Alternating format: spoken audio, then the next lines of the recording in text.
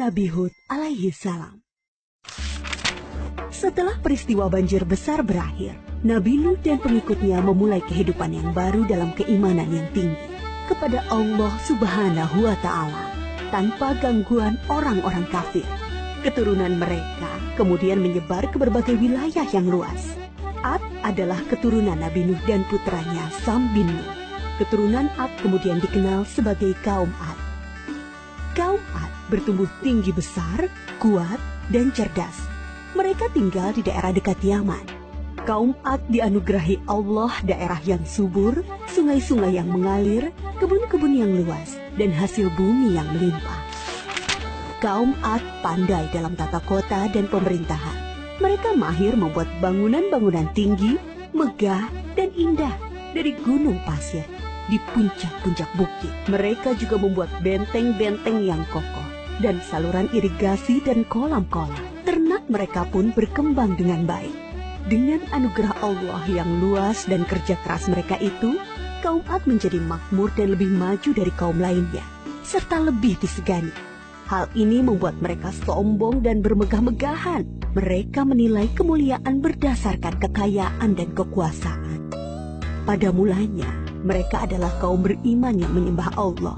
Lama-kelamaan, mereka mulai menyembah berhala dan patung-patung dari tokoh-tokoh mereka. Berhala yang mereka agungkan adalah Syamut dan Al-Hatar. Mereka menyerang kaum-kaum yang lain di sekitar mereka. Mereka selalu menang dalam peperangan. Mereka berlaku kejam dan sewenang-wenang terhadap para tawanan. Kehidupan sehari-hari mereka kemudian dipenuhi maksiat, penindasan kepada yang lemah, dan kedurhakaan kepada Allah. Di tengah masyarakat yang rusak itulah, Nabi Hud alaihi salam diutus Allah untuk menyampaikan ajarannya. Nabi Hud berasal dari keluarga kaya dan terpandang di kalangan kaum Ad. Akhlaknya mulia, cerdas, dan tidak terpengaruh oleh kerusakan kaumnya. Setelah sampai perintah Allah, mulailah beliau berdakwah mengajak kaumnya untuk kembali menyembah Allah. Hai kaumku, sembahlah Allah, tinggalkanlah berhala-berhala itu. Aku tidak meminta imbalan kepadamu atas semua ini. Upahku hanyalah dari Allah. Nabi Hud berdakwah dengan sabar tanpa putus asa. Tak henti-hentinya mengajak kaumnya untuk bertakwa kepada Allah, agar mereka terhindar dari azab Allah, sehingga mereka tidak mengalami nasib yang sama dengan kaum Nabi Nuh. Tetapi kebanyakan kaum Ad tidak mau mengikuti ajakan Nabi Hud. Mereka bersikeras untuk tetap menyembah berhala. Mereka menganggap Nabi Hud lemah akal dan gila. Dengarlah Hud, sembahan-sembahan kami telah mengutukmu sehingga engkau menjadi gila. Ucapanmu ngelantur, kacau. Itu karena kau menghina sembahan-sembahan kami. Kami tidak percaya pada ucapanmu.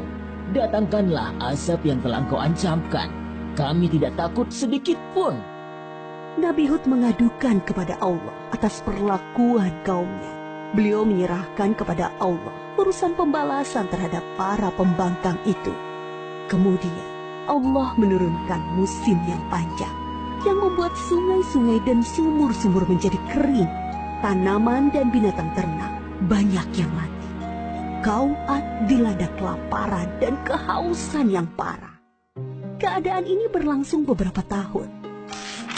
Nabi Hud terus mengajak kaumnya untuk kembali menyembah Allah. Wahai kaumku, mohonlah ampun kepada Allah. Niscaya Dia akan menurunkan hujan yang lebat dan menambah kekuatanmu. Tetapi kebanyakan dari kaum Ad itu tetap pada kesesatannya.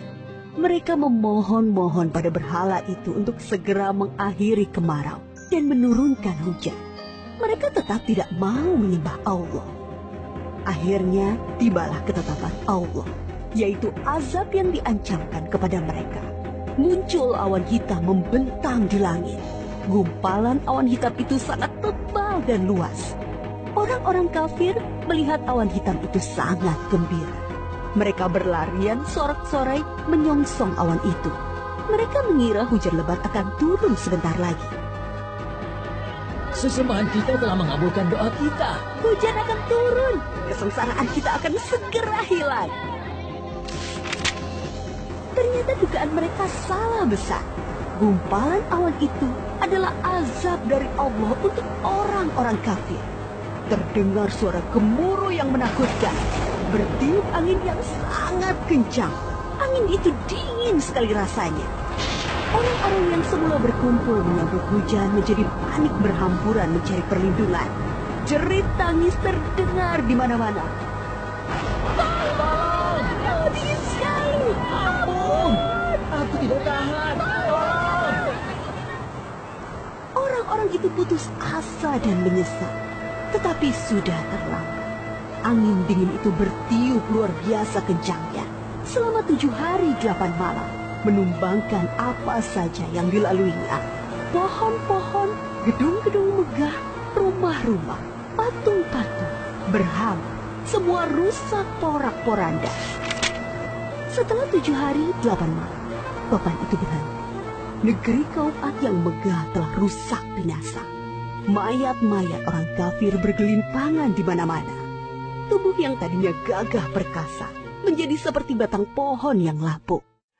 Hanya Nabi Hud dan pengikutnya yang diselamatkan oleh Allah dari azab itu. Mereka kemudian hijrah ke Hadramaut, membangun kehidupan baru di sana. Mereka hidup sejahtera dengan beriman kepada Allah Subhanahu wa Ta'ala. Nabi Hud wafat di tempat baru itu.